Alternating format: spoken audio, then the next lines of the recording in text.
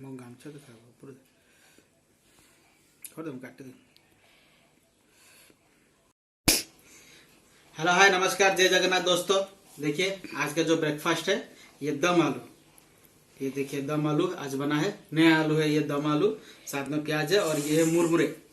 मुरमुरे बोलते हैं, मुरमुरे के साथ खाएंगे। हमेशा तो रोटी के साथ खाते हैं, आज मुरमुरे के साथ खाएंगे। ये देखिए मैंने थोड़ा मुरमुरे लिया, थोड़ा ये दम आलू लिया।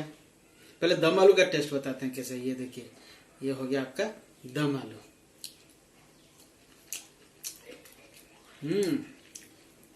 बढ़िया टेस्ट है, थोड़ा मुरमुरे के साथ प्याज,